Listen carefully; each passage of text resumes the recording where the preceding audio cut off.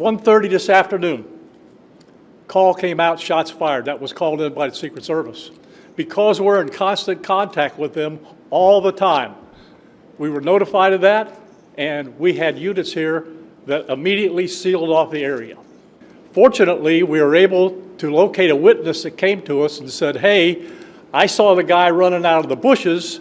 He jumped into a black Nissan, and I took a picture of the vehicle and the tag.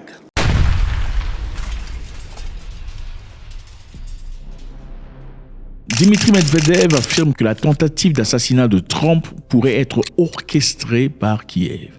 Choquant, n'est-ce pas? Salut tout le monde, j'espère que ça va très bien, c'est toujours avec beaucoup de plaisir. YouTube nous a signalé que beaucoup parmi vous regardez nos vidéos, mais vous n'êtes pas abonnés. Alors faites-le s'il vous plaît, ça ne vous coûte rien, ça nous fait du bien. God bless. Alors Medvedev, l'ancien président russe, a affirmé des propos choquants, bousculant, ahurissant, déstabilisant. Ouais, nous avons tous vu, il y a quelques jours, M. Donald Trump, ex-président des États-Unis, a encore une fois de plus été sujet à une attaque sur sa vie. Cette fois-là, contrairement à la fois précédente, il était dans son golf court en train de jouer au jeu pendant qu'il se baladait avec ses potes et quelques-uns de ses proches et aussi le service de sécurité parce que chaque président américain évidemment a des services secrets qui le protègent pour le reste de sa vie. Arrivé dans un coin, il y avait un peu de broussailles. Ils ont vu la tête d'un fusil. Les services de sécurité ont tiré sur l'objectif, pensant que c'était quelqu'un qui essayait de l'éliminer. Et puis après, on a pris M. Trump, on l'a couvert, on l'a protégé, on l'a mis dans une voiture blindée, une petite voiturette, et l'ont très vite envoyé à l'abri. M. Trump a ensuite déclaré qu'il était très bien, qu'il n'avait pas de difficultés. Mais le monsieur, c'est-à-dire l'assaillant, s'est enfui et a disparu. Mais grâce, d'après ce qu'on dit, à un passant dans les rues qui a pu noter l'identification de la voiture et le reste, et quelques éléments essentiels, on a pu retrouver la personne qui était censée être l'assaillant. Driver! Take 2 steps to your right!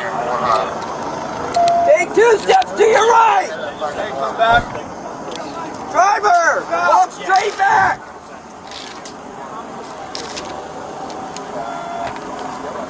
Keep walking! Keep that long.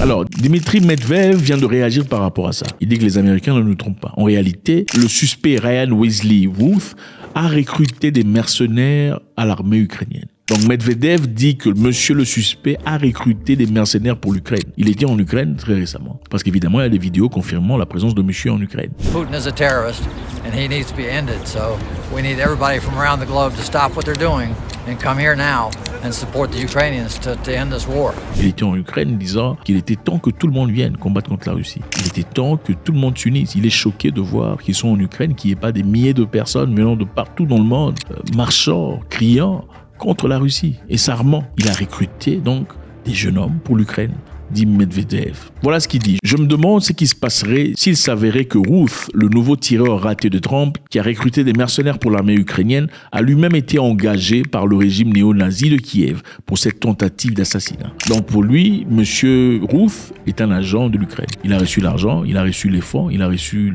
le soutien pour aller éliminer M. Trump. Alors les Américains, eux, officiellement enquêtent pour savoir si Ruth n'était pas satisfait du sujet du conflit en Ukraine et qu'il avait des problèmes particuliers avec Trump. Donc M. Ruth n'a absolument rien à voir avec l'Ukraine, c'est simplement qu'il est pas heureux avec Trump, voilà pourquoi. C'est un peu le narratif qu'on amène là-bas. Mais le New York Post a été assez honnête pour dire que Ruth s'est rendu en effet en Ukraine et avait soutenu les autorités de Kiev. Dimitri Medvedev a affirmé dimanche que le gouvernement ukrainien avait payé pour l'échec de la tentative d'assassinat de Donald Trump.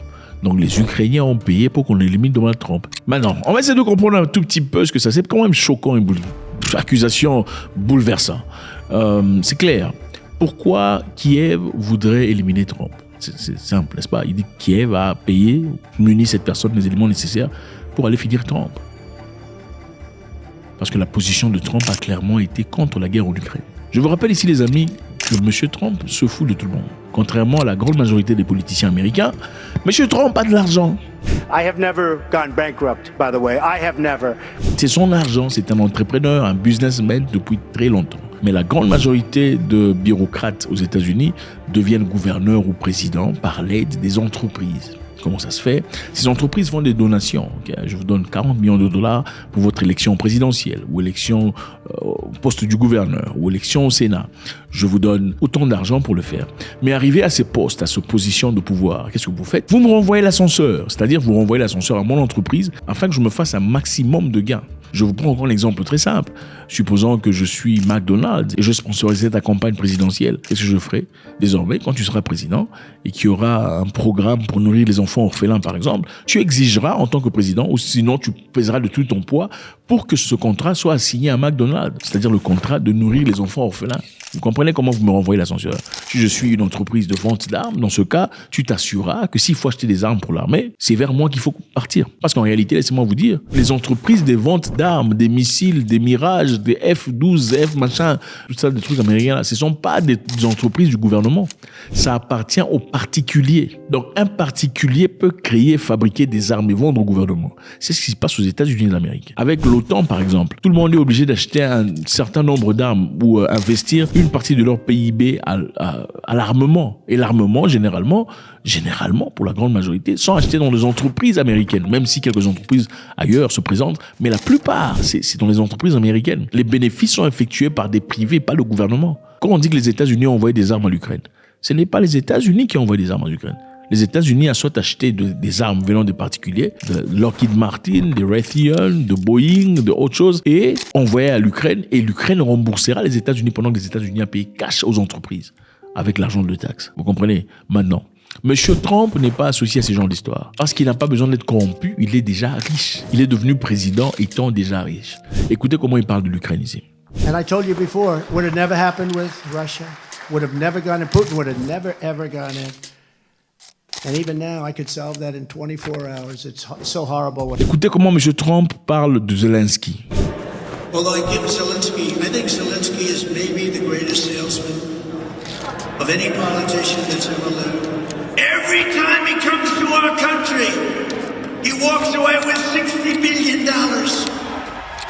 Il dit à chaque fois que Zelensky vient ici, il rentre avec un sac d'argent. À chaque fois qu'il vient aux États-Unis pour plaider sa cause, il rentre avec un sac d'argent. C'est un excellent marketeur. C'est incroyable. Il a dit ouvertement que lui ne soutiendra pas cette histoire. Écoutez la question qu'on lui pose par le journaliste. Trump veut-il voir l'Ukraine gagner ou la Russie gagner la guerre? Do you want Ukraine to win this war? I want the war to stop. I want to save lives. Donald Trump dit « Je ne veux plus que les gens meurent ». Il n'a pas dit « Je veux que la Russie gagne ou que l'Ukraine gagne ». Il a dit « Je ne veux plus que les gens meurent. Il y a beaucoup trop de gens qui meurent. C'est bon, c'est fini ». Et ça, c'est évidemment pas la dynamique ou la version que veulent ou entendre les Ukrainiens. Ils veulent écraser la Russie. Ils veulent l'association des Américains, des Européens, de tout le monde, dans une unisson pour écraser totalement la Russie. C'est ça leur défi. Trump veut clairement finir la guerre. Il ne veut pas que la guerre continue. Les politiciens, les diplomates, les entrepreneurs, les businessmen et beaucoup de gens en Europe et le chef de l'OTAN, ils veulent que la guerre continue pour leurs propres intérêts. Si on fait une guerre à la Russie, évidemment, on écrase l'opposition numéro 1 sur le plan militaire.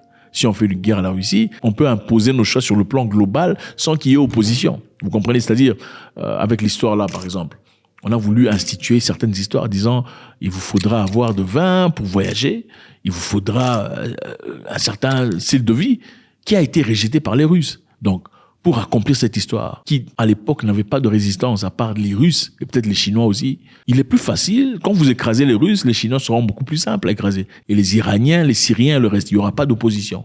On vivra dans un monde unique où une seule personne décide pour tout le monde.